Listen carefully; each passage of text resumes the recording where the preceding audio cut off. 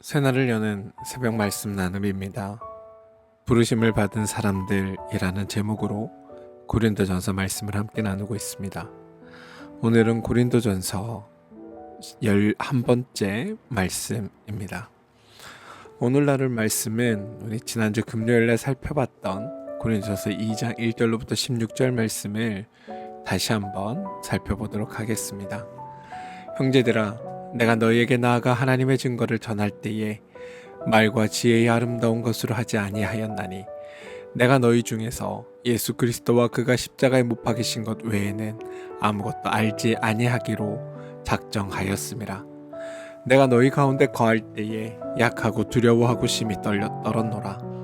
내 말과 내 전도함이 설득력 있는 지혜의 말로 하지 아니하고 다만 성령의 나타나심과 능력으로 하여 너희 믿음이 사람의 지혜에 있지 아니하고 다만 하나님의 능력에 있게 하려 하였노라.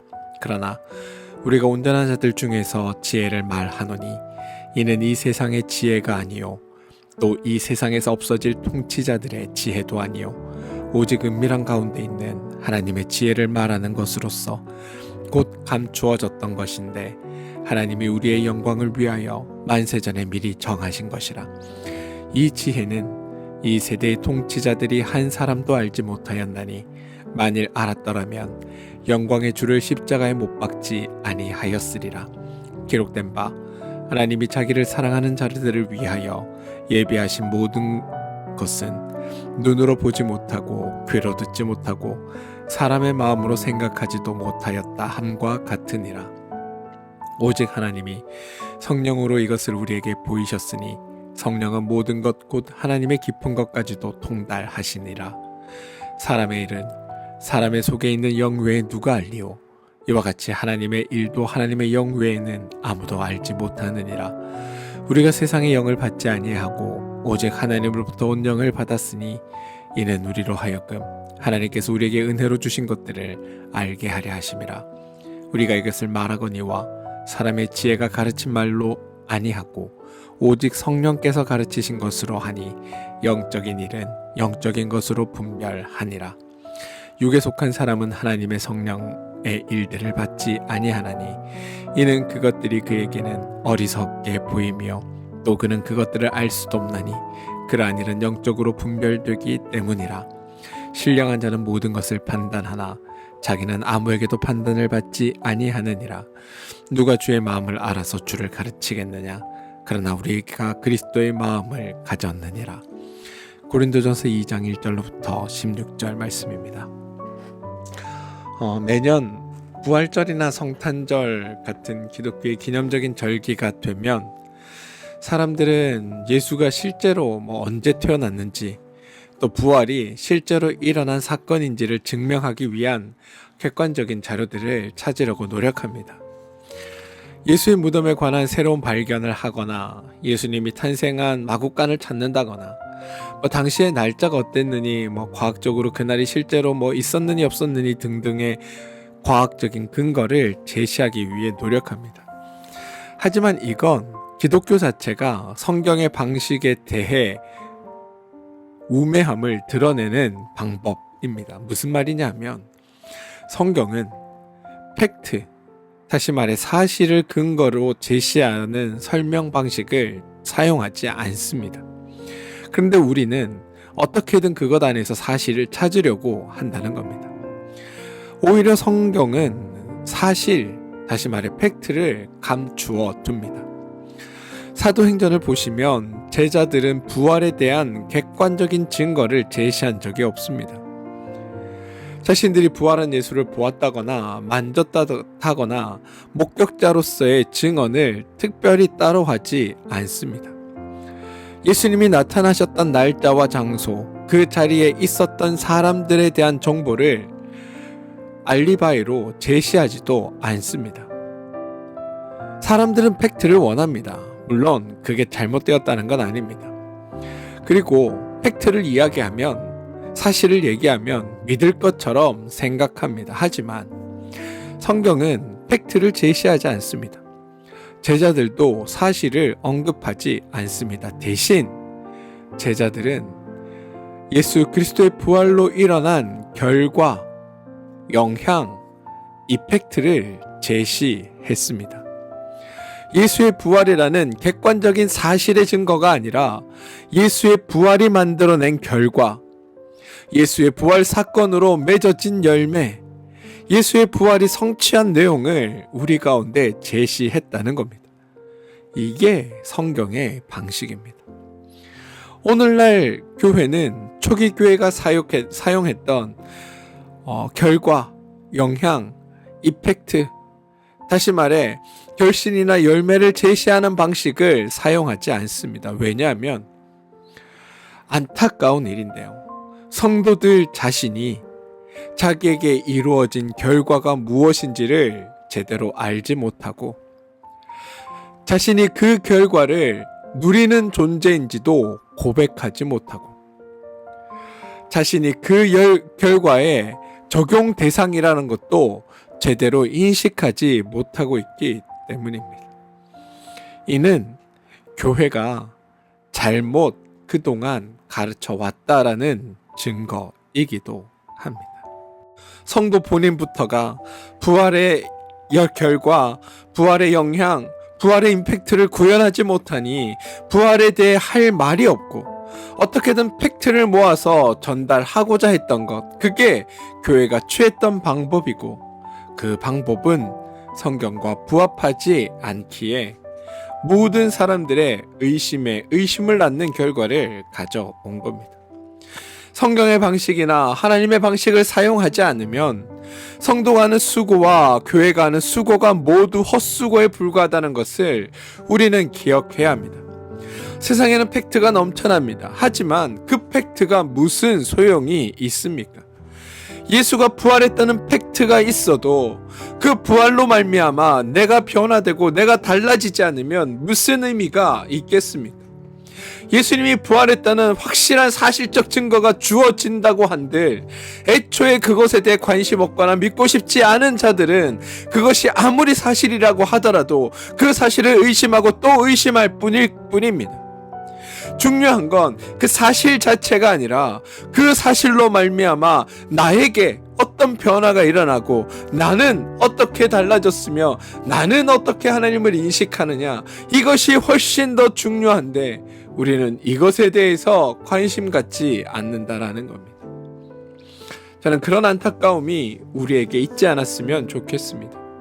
저는 여러분들이 예수의 부활로 말미암아 부활의 증거로 살아가는 자들이 어떤 자들인지 그 이펙트, 다시 말해 결과와 영향을 끼치고 누리며 사는 여러분들 되시길 소망합니다. 이제 고린도전서 2장의 말씀을 한번 들어가 보겠습니다. 고린도전서 2장 10절로부터 16절을 보시면 하나님이 성령으로 우리에게 보이셨다라고 말합니다. 왜냐하면 하나님의 일은 하나님의 영 외에는 아무도 알지 못하기 때문입니다. 영적인 일은 영적인 것으로 분별하는데 육에 속한 사람은 하나님의 성령의 일을 받지 아니한다. 하나님의 성령, 그러니 하나님이 성령으로 하실 수밖에 없다라는 겁니다. 그런데 그렇게 하신 목적이 우리로 하여금 하나님께서 우리에게 은혜로 주신 것들을 알게 하려 하심이다라는 것에 우리는 주목해야 합니다. 사람이 알지 못하니 하나님이 직접 알게 하셔야 했다라는 겁니다. 2장 1절에서 바울은 하나님의 증거를 전할 때 말의 지혜와 아름다운 것으로 하지 아니했다라고 말합니다. 다만 성령의 나타나심과 능력으로 했다라고 고백합니다. 왜냐하면 하나님의 증거가 말로 해서 알아들을 수 있는 것이 아니었기 때문입니다. 본문의 핵심 메시지로 들어가 볼 텐데요. 바울은 여러분 성도를 온전한 자들과 신령한 자들이라는 말로 표현합니다. 2장 6절을 보시면 온전한 자들이라는 표현이 나옵니다.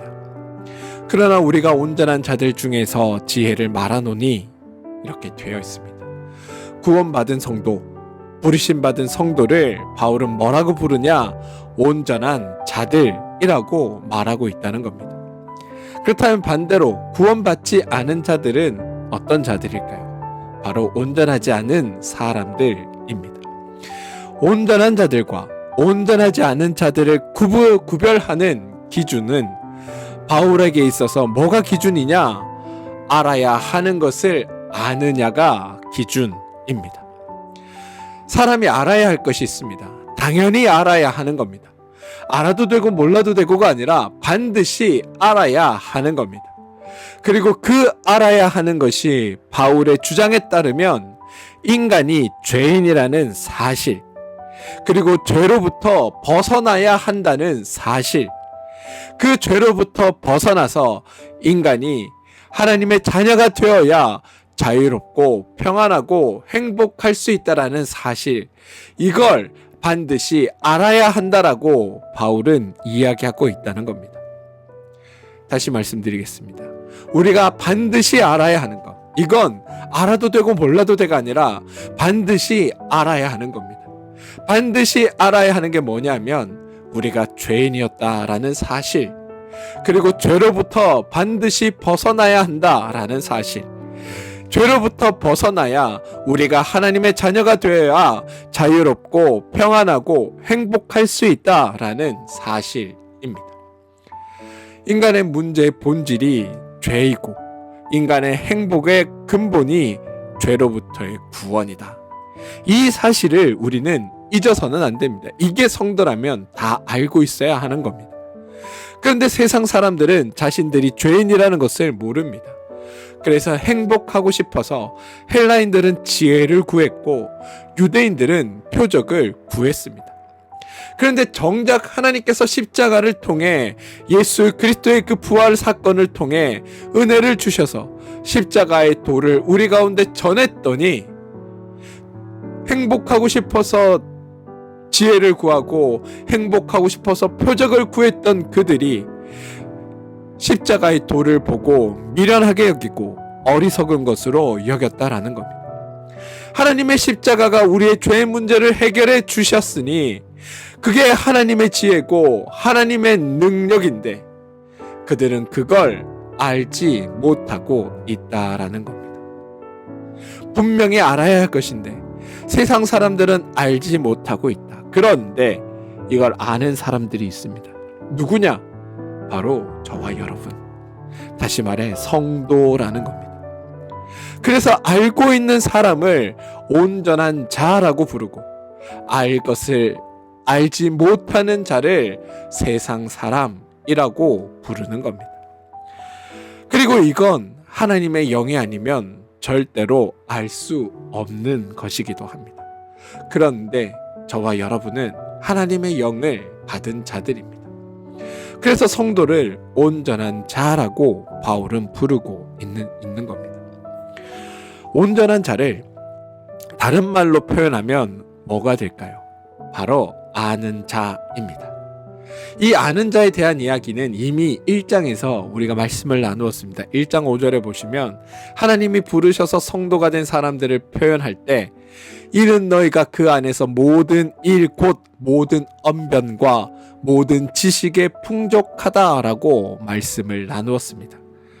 이 말씀에 대해 궁금하시면 앞에 말씀을 한번 찾아보시길 권해드립니다. 아무튼 여기에 나오는 모든 언변과 모든 지식은 하나님에 관한 것이고 성도는 하나님의 그 성령의 능력으로 말미암아 하나님의 은혜로 말미암아 하나님의 지혜와 하나님의 능력으로 행하신 하나님의 은혜를 알게 되었고 당연히 자신이 구원을 받아 성도가 되었다는 사실을 알게 된 자들, 그래서 모든 것을 알아야 하는 것을 아는 자들, 그게 바로 우리이며 바울은 온전한 자다라고 불렀다라는 겁니다. 이해가 되시나요? 두 번째 표현을 살펴보겠습니다. 신령한 자라는 말입니다. 바울은 성도를 온전한 자와 신령한 자들로 표현한다라고 말씀드렸습니다. 이제 두 번째인 신령한 자에 대해 살펴보겠습니다. 2장 15절에 보시면 신령한 자라는 표현이 나옵니다. 바울이 2장에서 성도를 표현하는 것, 하나는 온전한 자, 하나는 신령한 자인데요. 신령한 자의 반대말은 신령하지 않은 자 아닙니까? 신령한 자와 신령하지 않은 자를 구분하는 기준이 있다면 14절에 나오는 육에 속한 사람을 신령하지 않은 자로 구분하고 있다는 겁니다. 그렇다면 여러분, 육에 속한 사람과 신령한 사람을 구분하는 기준이 무엇일까? 바울은 그것이 성령이다 라고 말합니다. 12절을 보시면 우리가 세상의 영을 받지 아니하고 오직 하나님으로부터 온 영을 받았으니 라고 말합니다. 그래서 하나님의 영을 받지 않는 사람은 육에 속한 자라고 말하고 하나님의 영을 받은 사람을 신령한 자라고 부르는 겁니다. 신령한 자라는 표현은 그 사람이 뭔가 신실하다거나 신기가 있다거나 뭔가 엄청난 것을 가지고 있는 그런 사람을 나타내는 표현이 아닙니다. 이거 오해하시면 안 됩니다. 하나님께 영을 받은 자가 신령한 사람입니다. 하나님께 소속되어 있다가 신령한 사람입니다. 하나님의 자녀가 되었다라는 자가 신령한 사람입니다. 더 나아가 하나님을 알게 되었다라는 게 신령한 사람의 의미라는 겁니다. 신령하다는 말을 착각하시면 안 됩니다. 성령 이렇게 얘기하면 우리는 성령으로 말미암아 주어지는 어떤 특별한 모습이나 특별한 이벤트 같은 것들을 생각하기 때문에 꼭 성령이 어떤 놀라운 일들이 일으키는 것처럼 착각합니다. 근데 성령의 근본적인 하시는 역할은 하나님이 나의 가운데 어떤 일을 하고 계신지를 알게 하는 영입니다. 하나님을 알게 하는 영이 성령의 주된 역할입니다. 나의 삶을 통해 하나님이 어떻게 역사하시는지, 나의 삶에 하나님이 어떻게 개입하고 계시며 나를 통해 하나님이 어떤 일들을 이루어가고 계신지, 우리 가운데 오셔서 하나님께서 어떤 것들을 완성하고 계신지를 알게 하는 영이 바로 성령이라는 겁니다. 그리고 성도는, 다시 말해 하나님을 아는 자들은 이 성령의 영향력 아래 살아가는 자들이기도 합니다. 그래서 사실 생각해보면 성령을 받은 자라는 것은 하나님을 아는 자, 하나님과 동행하는 자, 하나님을 아버지라고 부르는 자, 하나님 안에 속해 있는 자와 같은 말이라는 것을 우리는 기억할 수 있어야 합니다. 14절을 보시면 육에 속한 사람은 하나님의 성령의 일들을 받지 아니하나니 이는 그것들이 그에게는 어리석게 보이며 또 그는 그것들을 알 수도 없나니 이러한 일은 영적으로 분별되기 때문이다 라고 말합니다. 육에 속한 사람은 하나님의 성령의 일들을 알지 못하고 신령한 자는 하나님의 성령의 일들을 알게 되었다라는 겁니다. 그래서 16절이 나오는 건데요. 누가 주의 마음을 알아 주를 가르치겠느냐. 세상에는 여러분 하나님의 마음을 아는 자가 없습니다. 그러니까 세상에는 하나님의 마음을 그렇게 가르치고 배우는 것이 불가능합니다. 알지도 못하고 행하지도 못하니까 하나님이 성령으로 행하셨습니다. 그리고 그 결과 성도는 하나님의 영을 받은 자로서 하나님을 알고 하나님의 지혜와 하나님의 능력을 알고 하나님의 마음을 가지게 된 자가 성령을 받은 자, 신령한 자, 영에 속한 자라고 이야기하고 있다는 겁니다. 그리고 그게 바로 저와 여러분과 같은 성도다라는 게 바울의 말이며 성경의 고백입니다. 결국 여러분 1장과 2절에서 바울이 표현하는 온전한 자, 신령한 자의 강조점은 알게 되었다라는 것에 있다는 것을 아셔야 합니다. 무엇을 알게 되었는가? 하나님을 알게 되었다. 하나님을 안다는 게 무엇인가? 하나님께서 나에게 행하신 일의 결과가 무엇인지, 하나님께서 나에게 어떤 마음을 가지고 계신지, 하나님이 나에게 어떠한 모습과 어떠한 능력으로 나의 삶을 이끌고 계신지, 하나님이 나와 함께 하시며 나에게 어떤 일들을 행하셨는지, 예수 그리스도를 통해 십자가의 죽음과 그 부활을 통해 하나님께서 나에게 주신 그 결과가 무엇이고 나는 그 결과를 어떻게 누리게 살고 있는지 그것들을 알게 하는 것, 그게 바로 성령의 역할이고 그것을 아는 자들이 성도다라는 게 성경의 고백이라는 겁니다. 우리는 여러분 그런 자들입니다. 세상의 말과 지혜도 알고 있고 더 나아가 하나님의 지혜도 알고 있는 자들, 그게 성도의 자리라는 겁니다. 여러분은 온전한 자들입니다. 여러분은 신령한 자들입니다. 세상의 잡다한 정보나 지식을 누가 더 많이 아느냐가 아니라 우리는 세상의 것과 하나님의 것 모두를 알고 있으니 우리가 온전한 자들이고 우리가 신령한 자들이라는 겁니다. 우리는 은연중에 우리를 항상 갑과 을의 자리 중에 을의 자리에 놓고 우리는 부족하다, 모자르다, 아는 것이 없다라고 고백하지만 성경은 뭐라고 얘기하느냐? 너희들이야말로 세상의 모든 것을 아는 자, 하나님을 아는 자, 온전한 자, 신령한 자다라고 선언하고 있다는 겁니다. 저는 이 사실을 우리가 잊지 않았으면 좋겠습니다. 이 모든 내용이 15절의 결론에 도달하는데요. 15절 이렇게 고백합니다. 신령한 자는 모든 것을 판단하나 자기는 아무에게도 판단을 받지 아니한다. 이 구절에서 나오는 신령한 자는 성도, 다시 말해 아는 자들이고, 거기에 나오는 아무에게도는 성도 아닌 자, 다시 말해 모르는 자입니다. 그래서 풀어보면 이렇습니다. 신령한 자, 즉 아는 자들이 모든 것을 판단하니 자기는 아무에게도, 즉 모르는 사람에게서 판단을 받지 아니한다. 당연한 이야기 아닙니까? 아는 자가 모르는 자를 분별하고 아는 자가 모르는 자에게 가르쳐 주는 것이지, 아는 자가 모르는 자에게 검증을 받거나 모르는 자가 무슨 재주로 아는 자를 판단하고 모르는 자가 무슨 재주로 아는 자를 결정하겠습니까? 그러니 아는 자가 모르는 자를 분별하고 판단하고 가르쳐 주되 모르는 사람에게서는 판단을 받지 않는 것, 이게 15절의 의미라는 겁니다. 그러므로 여러분, 우리는 세상의 것도 알고 하나님의 것도 알고, 그러니 정말 지혜로운 자이고 현명한 자이고 온전한 자이며 정말 알아야 할 것을 아는 자입니다. 이게 성경이 우리에게 주는 정체성이라는 겁니다. 세상의 모든 것을 인간의 행동에 근거해서 평가하고 결정합니다. 인간의 행동에 근거해서 평가하고 결정하기 때문에 세상에는 실제로는 결정된 것이 없고 세상에는 보장된 것이 없습니다. 무슨 말이냐? 어떤 사람이 어느 날 참 선한 행동을 합니다.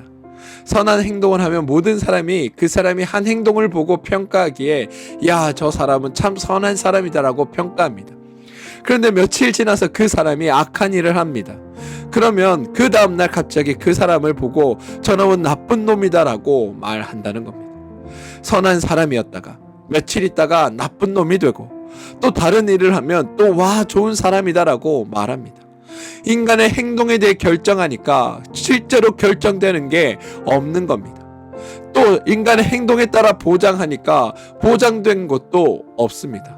선한 행동을 하면 야, 저 사람에게 명예도 주고 저 사람에게 상을 줘야 되겠다고 하지만 악한 행동을 하면 그 사람을 조롱하고 멸시하고 그에 대한 처벌이 들어가는 겁니다. 그러니까 어느 것도 결정된 것이 없고 보장된 것이 없다는 겁니다. 그래서 하는 말이 늘 모든 건 너 하기 나름이다 라는 말을 하는 겁니다. 그런데 기독교는 전혀 다른 이야기를 합니다. 왜냐하면 기독교는 사람의 행동에 근거해서 사람의 존재를 평가하지 않습니다. 사람의 행동에 근거해서 사람에게 주어지는 은혜를 결정하지 않습니다. 1장과 2장에서 계속해서 언급되는 건 하나님의 일과 사람의 일은 다르다라는 겁니다. 하나님의 지혜와 하나님의 능력에 있어서 우리는 알지 못한다라는 겁니다.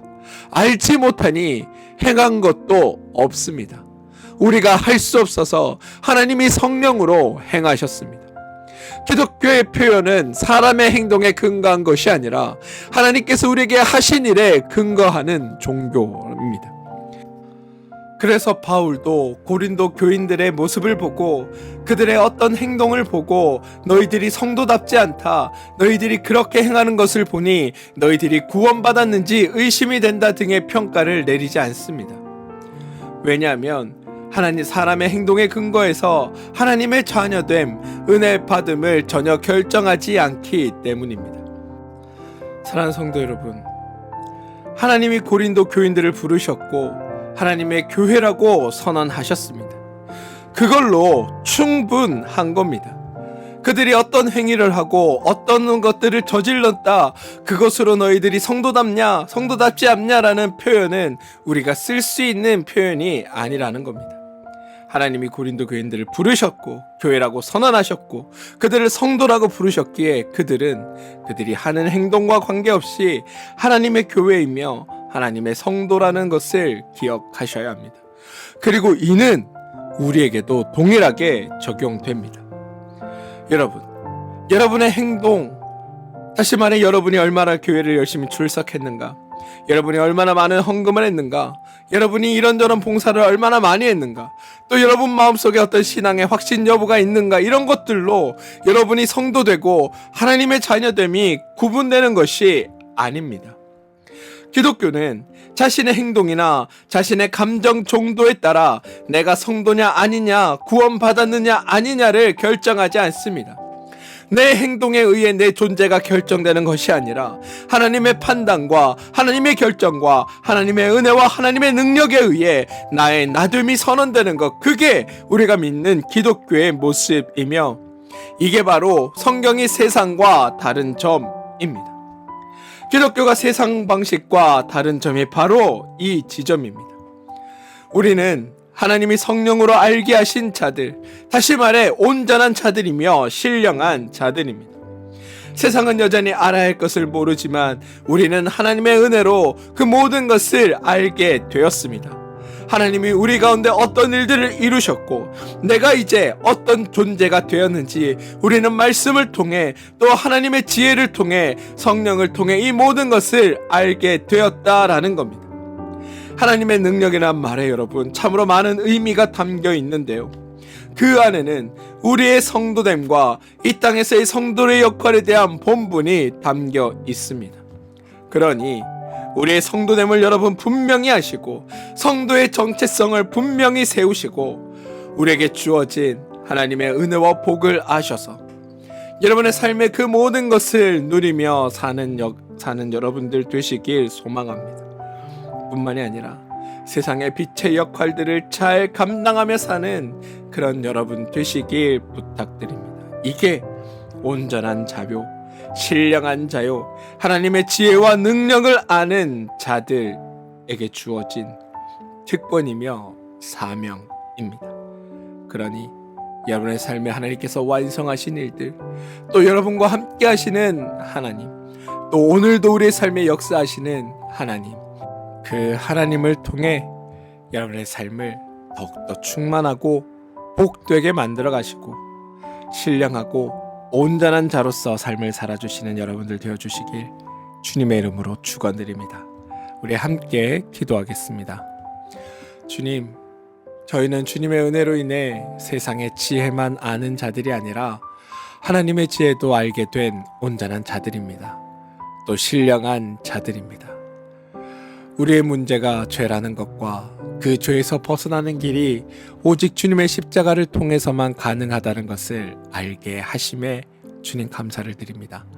저희는 세상 사람들이 알지 못하는 것을 알게 된 자로서 세상을 향해 하나님의 지혜와 능력을 증거하는 삶을 살게 하여 주옵소서. 또 저희의 행동이나 노력이 아닌 오직 주님의 은혜와 지혜와 능력으로 성도가 되었음을 기억하게 하시고 자랑하지 않고 서로를 판단하지 않으며 오직 다만 사랑하는 일에 우리가 하나 되게 하여 주옵소서. 우리의 정체성이 행동이나 업적에 달려있지 않고 오직 주님의 부르심과 은혜에 달려있음을 잊지 않게 하시고 이 진리가 우리의 일상에서 열매 맺어 부활의 이펙트를, 부활의 결과를 구현하며 사는 삶을 살게 하여 주옵소서. 예수님의 이름으로 기도합니다. 아멘.